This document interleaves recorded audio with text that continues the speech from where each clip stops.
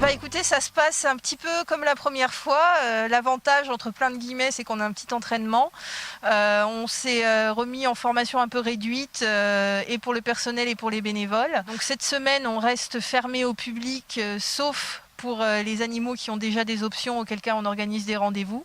Et puis à partir de la semaine prochaine, on verra pour s'organiser, pour ouvrir un tout petit peu plus, mais là aussi sur rendez-vous pour éviter les foules et les masses de gens, pour malgré tout continuer à faire vivre le refuge vu qu'on a l'autorisation administrative pour ça. Mais 2 jours avant l'annonce du président Macron, les gens se sont un petit peu précipités pour adopter les animaux qu'ils avaient déjà réservés. Et en l'espace de 2 jours, donc mercredi après-midi et jeudi après-midi, on a fait à peu près 25 placements, ce qui est absolument considérable. Donc les gens se sont méfiés quand même ce coup-là. Est-ce qu'ils avaient senti le vent venir entre guillemets? Mais tout le monde est venu chercher les loulous ici pour les avoir à la maison. Donc c'est vrai que ça a été quand même une surprise. Alors il y a pas mal de choses qui diffèrent, hein. Le premier confinement, c'était quelque chose de très strict, hein. Il n'y avait pas d'ouverture au sens strict. Donc on était vraiment repliés sur nous-mêmes. Là cette fois, à notre grande surprise, mais aussi à notre grande joie, on bénéficie d'une autorisation d'ouverture quand même.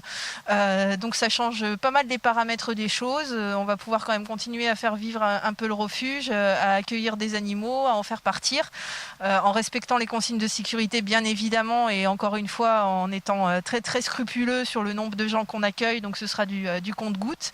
Mais en tout cas, on est quand même beaucoup moins dans la contrainte et le repli que la dernière fois. Alors pour les chiens, on a à peu près une trentaine de chiens. Pour les chats, on en a moins, mais ça c'est une tendance tout à fait normale à cette époque-là. La période des chatons est terminée.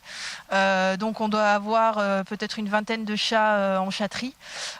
Donc on va continuer à faire rentrer les chats en détresse qui ont besoin de nous pour pouvoir les soigner et puis pourquoi pas les placer rapidement. Ça m'ennuie toujours de trouver des gens devant le portail et de leur dire non, je suis désolée, on peut pas ouvrir. Donc on leur donnera les informations au moment venu sur notre site internet, sur notre Facebook. On essaiera d'être le plus proactif possible pour informer les gens. Mais voilà, on vous informera en temps voulu quand on pourra rouvrir les portes, même partiellement.